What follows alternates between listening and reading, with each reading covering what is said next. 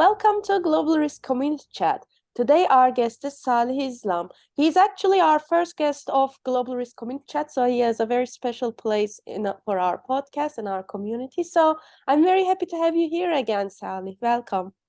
Yeah, good to be here again after almost a year. Good to be with you again. Nice to having chat with you. Yes. So for our listeners that may not have listened to your first podcast, can you briefly introduce yourself again? Sure. I'm 53 years old. After studying political science and international relations at university, I did my MBA in Istanbul, Turkey. Then my adventure in the private sector began. First, I started my career as auditor in Arthur Andersen. Then I worked in the Turkey's dominant sectors such as textile, iron and steel, construction, and petroleum. I worked for a short period of time for non-audit position in FMCG firm in Egypt.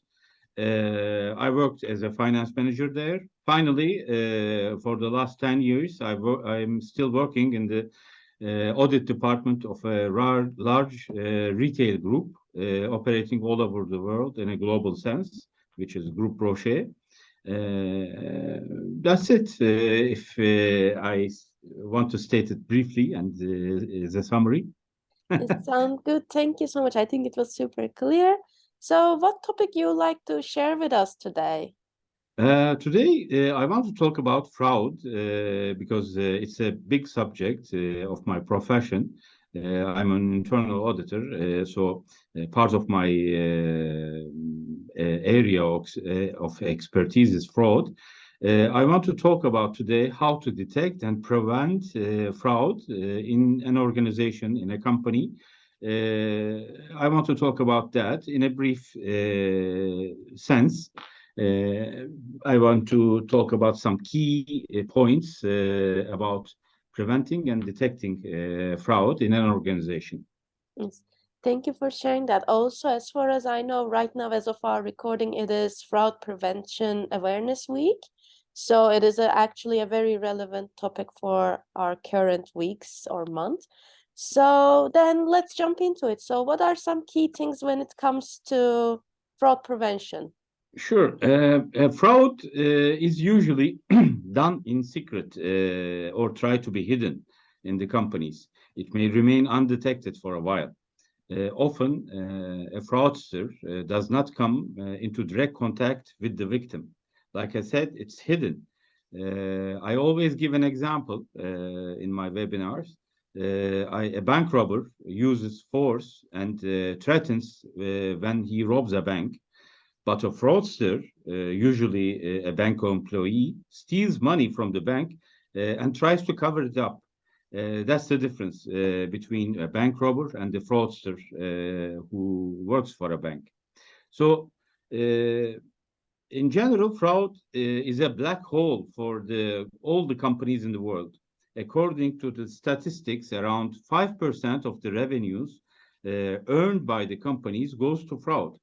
This affects the profits of the companies very negatively.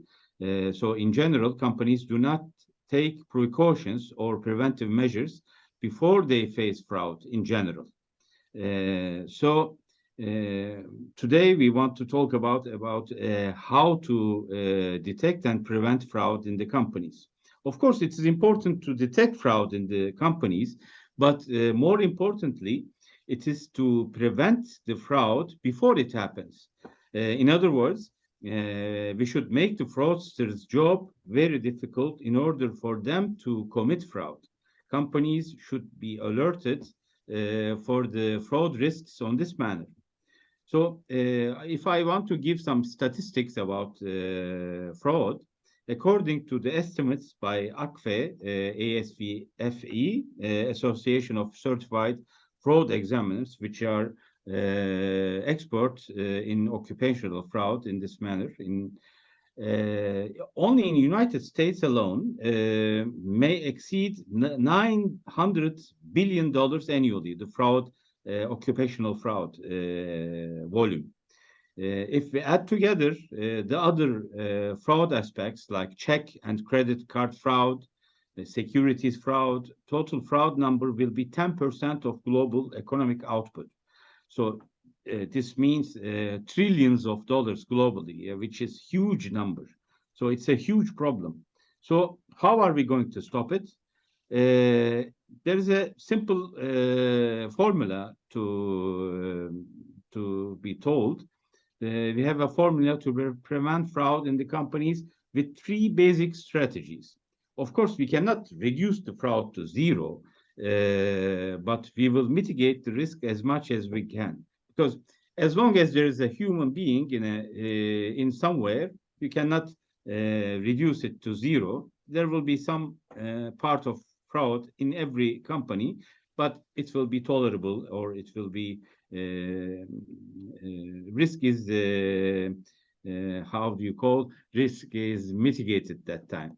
So in my opinion, these are the three fundamental elements of fighting fraud, the three basic strategies, which are, one of them is internal control, the other one is internal audit, and the third one is ethic lines. I always say these are the three main fundamental elements. First, let's talk about internal control. First thing we have to do, we have to set up an internal control system in the company to prevent and detect fraud. So in all the business processes of the company, we should put some control points. That is the first thing we have to do. This action makes the fraudster's job very difficult for detection and prevention. This is the first basic thing we have to do. What is the meaning of it? Let me explain a little bit. We have to set up policies and procedures. Simply, these are the rules of the company, policies and procedures. And in those policies and procedures, we have to mention segregation of duties, authorizations, thresholds for each level of the organization. And we should also define conflict of interest, code of conduct, code of ethics, etc. All of these control points will make the fraudster's job very difficult. So first thing we have to do is internal control, set up an internal control. Yeah. So, okay, the second one is internal audit, of course. A strong internal audit function is a deterrent force in front of the fraud. So also internal audit can tell you that internal control, whether it is working effectively or not. So internal audit is the second thing we have to do. We have to establish either externally or as a service, or internal audit as a employee of the company. So we have to set up internal audit staff because they are experienced enough to detect and prevent fraud. So third one, to use your time properly. Third step is the important as the previous ones. This is the ethic lines. Maybe it is the most important one. So we should set up an ethic line in the company. We know that statistically, the whole of half of the fraud cases in the world are detected and discovered by the ethic lines. So in order to have an effective ethic line, we should train all the employees about it and encourage them to talk if they see something unethical around them. So also the right tips should be rewarded by the company management in order to prevent fraud. The thing we have to do is in-house seminars, trainings from time to time in order to get awareness is very important. One of the other important elements about fraud cases is the behaviors of the company's upper management. For example, they should be clear, like black and white. If a fraud case comes to their desk, in general, especially in our culture in Middle East, we see that many of the fraud cases, after the fraud and fraudster detected and reported, they were only dismissed from their positions and cut their ties with the company. So that's all. However, they should be prosecuted by court in order to be set an example to the rest of the employees. So this should be done too. So these are in summary, the three basic things we should state.